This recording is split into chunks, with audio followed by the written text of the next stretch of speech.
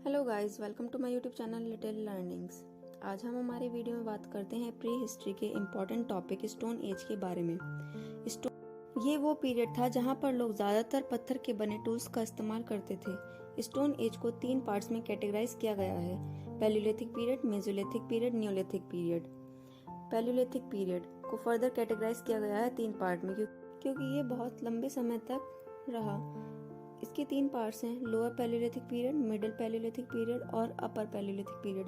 35 साल पहले stone age के अवशेष ईस्ट अफ्रीका से मिले, इसलिए हम पैलियोलिथिक पीरियड की शुरुआत 35 लाख साल पहले से मानते हैं और ये एज आज से 10,000 साल पहले तक रही थी। होमो सेपियंस जैसे हम आज दिखते हैं ये पहली बार अपर पैलियोलिथिक में पाए गए। पैलियोलिथिक पीरियड वो पीरियड था जहाँ पर आइस एज भी चल रही थी और उस समय अर्थ का ज्यादातर हिस्सा बर्फ से कवर था। फूड की बात करते तो स्टार्टिंग पीरियड में ह्यूमंस को कल्टीवेशन या फार्मिंग की ज़्यादा नॉलेज नहीं थी, तो हंटिंग ही उनके सामने एकमात्र चारा बचा था। हंटिंग करने के लिए जिस टूल का यूज़ करते थे वो टूल स्टोन से बने होते थे। ये tool unpolished, undressed, rough stone हुआ करते थे। अर्ली ह्यूमंस केव में रहा करते थे। ये क्या करते थे, एक बड़े पत्थर को साइड से थोड़ा सा तोड़ देते थे कि पत्थर में से एक स्लाइड से कुछ रफ एजेस बन जाएं। तो पत्थर को स्प्लिट करने पर बड़े पार्ट को कहा जाता था कोर, स्मॉल पीस को कहा जाता था फ्लेक्स। टूल्स बेसिकली कोर से बनाए जाते थे जो हार्ड रॉक होती थी, जैसे hand axes, cleaves, pebbles tools उस समय ह्यूमंस यूज कर रहे थे। इन टूल्स का use early humans hunting. Next बात करते हैं मेसोलिथिक एज के बारे में। पैलियोलिथिक एज 1000 साल पहले खत्म हो गई थी और पैलेस्टोनियन पीरियड भी खत्म हो गया था, जिसे आइस एज भी कहा जाता था। और इसके बाद से अभी तक होलोसीन पीरियड चल रहा है। मेसोलिथिक एज जो 10,000 पहले शुरू हुआ और 6,000 पहले खत्म हुआ। क्लाइमेट की बात करें तो आइस एज खत्म हो चुकी थी। Many environment changes took place during this transition, जैसे कि क्लाइमेट वार्म होने लगा था, रेनी भी। ये क्लाइमेटिक कंडीशन फ्लोरा फौना दोनों के लिए ही बेहतर थी और ह्यूमंस ने इसका जमकर फायदा उठाया। But these environmental changes were not same everywhere.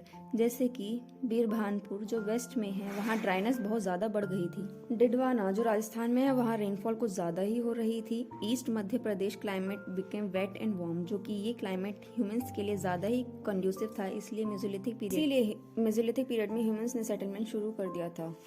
Main work तो अभी भी मेसोलिथिक पीरियड का हंटिंग और फूड गैदरिंग ही था, बट उसके साथ साथ फिशिंग भी कर रहे थे और एनिमल डोमेस्टिकेशन भी बेसिकली मेसोलिथिक एज का ट्रांजिशनल फेज भी कहा गया है। एनिमल हस्बेंड्री की तरफ मेसोलिथिक फेज में कल्टीवेशन के भी ट्रेसेस मिले हैं, तो इससे बिगनिंग ऑफ कल्टीवेशन सेटलमेंट भी कहा गया है। मेन काम तो हंटिंग के लिए जो टूल्स यूज किए जाते थे उनको प्रोलिथ्स कहते थे, जो पहले से ज्यादा शार्प और साइज में भी छोटे होते थे। जनरली इन्हें बोन या वुड के किसी हैंडल पर फिट करके यूज किया जाता था। हमने अभी तक पैलियोलिथिक और मेसोलिथिक एज को कवर कर लिया है। अब आगे बात करते हैं न्यूलिथिक पीरियड के बारे में। इंडिया में हम लोग न्यूलिथिक पीरियड की शुरुआत 9,000 ईयर एगो से मानते हैं, यानी 7,000 BC से। ये एज इंडिया में 3,000 ईयर तक रही, यानी 1,000 BC तक रही। इस पीरियड में काफ़ी चेंजेस देखने को मिले। इंसान जो है हंटिंग गैदरिंग से शिफ्ट होकर डोमेस्टिकेशन की तरफ जा रहे थे। अब तो इस पीरियड में हुआ यह है कि ह्यूमन गैदरिंग नहीं कर रहे थे, बल्कि एक जगह रुककर फार्मिंग कर रहे थे। इसी तरह शुरुआत हुई ह्यूमन सेटलमेंट्स की।